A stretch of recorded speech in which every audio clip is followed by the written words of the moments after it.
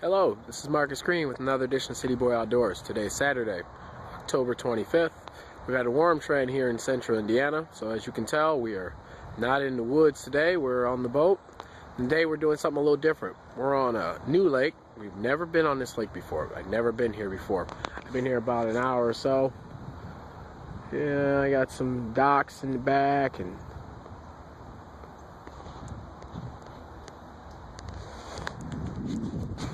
a lot of points and stuff like that, so trying something new. We're going to teach you today about new bodies of water, how to pattern a body of water that you've never been to before. Don't get overwhelmed. We're going to make it simple. We're going to keep it basic. Right now I'm just working on some areas that are productive by my depth finder, something that's got some transition areas, quick access to deep water, shallow flats adjacent to main lake points, and riprap banks. There's a dam that's got some riprap and stuff on it. So we're going to hit a bunch of places and baits we've got confidence in. We're going to try to show you folks how to pattern fish on new bodies of water so you don't get overwhelmed. It's one of the biggest questions I get asked at sports shows is, Marcus, how do I pattern fish at new bodies of water? And I think that's why a lot of folks get overwhelmed and they don't go and test their skills at new bodies of water. But it's really simple, it's really easy. Take it in sections and use some baits you got confidence in, some color patterns you got confidence in, and it'll work out to your advantage. So far I've got one 14-inch fish so far, throwing a little jerk bait. We're going to work a little bit more and on this pattern. It's 10 o'clock in the morning. They've been on here since about 9. So we're gonna keep working and we'll keep you updated. Stay tuned. This is Marcus Green with another edition of City Boy Outdoors. I'll talk to you later. Hello, this is part 2 of City Boy Outdoors, Saturday, October 25th. Figured we take a break. Not catching a whole bunch of fish, but I wanted to show you.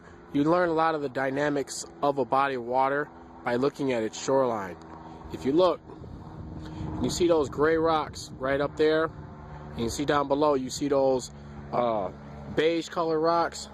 This particular body of water that I'm on is a water fluctuation lake. Okay, you got Army Corps of Engineers. They fluctuate the water levels through a dam. Those gray rocks, that's the original shoreline. Okay, that's what it is at Summer Pool. Those brown rocks underneath, the beige ones, those are the rocks that are when the water has been dropped out. As you can tell, that water has been gone for about a week, maybe a week and a half, because those rocks are still kind of damp. Okay, so what that lets me know is that this body of water here, they've been pulling water down here within the last 2 weeks. Probably getting it ready for winter pool or whatever the case may be. But you can always tell by looking at your rocks. Okay, you see those gray rocks up there? That's the original shoreline. That's what the shoreline looks like at Summer Pool. The rocks underneath, the brown rocks, okay, those are the rocks. That's what winter pool looks like. So you can tell the water level fluctuation on this particular body of water. You also can tell it by the structure. See that tree that's out of the water over there? It lines up parallel with those beige rocks. So when the water's at Summer Pool, that tree is underwater. So just a little tip. Look around your particular body of water. You can tell a lot of the characteristics on your shoreline just looking at the bank cover. So stay tuned to part 3. This is Marcus Green with another edition of City Boy Outdoors. Hello, this is Marcus Green with part 3 of City Boy Outdoors, October 25th. Well, it's 1 o'clock in the afternoon. We're going to call it a day. We're back here on the ramp. We just put the boat on trailer. It was a rough day. I did manage to catch 6 fish, 6 dinks. I caught 2 keepers, 2 14-inch keepers. But for the first time being on this particular body of water, I think I'm pretty satisfied with myself. And what ended up happening, I spent about 2 hours looking around this place, okay? Back ends of coves, the riprap down by the dam, some points, feeder creeks, you name it, okay? What I ended up finding was these main lake points and secondary points, because this is a water flood control lake, so they've already dropped this water down about 20 inches. Okay, so they're getting ready for winter pool. And what I found is on these primary and secondary points, there's these little gravel bars.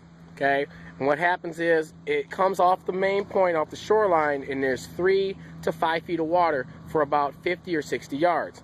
Then there's a shelf, and then the shelf drops straight down into 12 feet of water.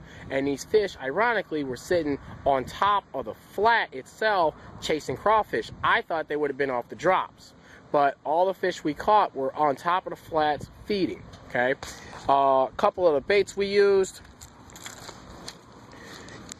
This is an XPS Bass Pro Shops Crawdad colored crankbait. It's a medium diver, dives about 6 to 8 feet of water on a 12-pound test line. We use that. That was pretty productive. We also use this. This is a XPS jerkbait in clown color. It dives about 3 to 5 feet of water on a 12-pound test line. And I also used a plastic worm. Just a black finesse worm. I use that. I did throw a jig, like a swim jig. I didn't get any bites on it, but those were the 3 baits that I used. 3/16 ounce sinker on the Texas rig, and just working it real slow on any wood I could find that had some water on it. It was a grind. I mean, I covered a lot of water on this place here. Easy. But we did what we did. I'm satisfied with what I have done today, and I hope that these little tips will help you out on the next time you're on a particular body of water that you're not familiar with. Stick with the basics. Manage your area. After I found that they were on these little gravel bars and stuff, I was able to find a couple of them, and I was able to milk them out in a milk run. One here, one here, one here, one here, and instead of me having to run all up and down this lake. So manage your time, okay? Instead of running all over the lake, manage a certain section. Work with some baits you got confidence in that work for this particular time of year. Water temperature was 58 to 62 degrees. So those baits that work primarily in the early spring are starting to come back around. We're talking spinner baits, we're talking jerk baits, small finesse worms, shaky heads, and jigs. Okay, we stuck with basic colors, and it ended up paying off. It wasn't a great day. I wouldn't say it would be something to win a tournament with, but it was successful for the first time ever being out here with very little info. So I hope you guys learned something today. Keep hitting us on Facebook, City Boy Outdoors. We love these feedbacks, love these comments, and as long as it stays 70 degrees, we'll be out here on the water. Once it starts to drop off, we're going to start getting back in the woods again sometime next week. I got deer showing up on the cameras, and we're going to start getting ready for firearm season in another couple of weeks. So stick with us. This is Marcus Green with another edition of City Boy Outdoors, and I'll talk to you guys later.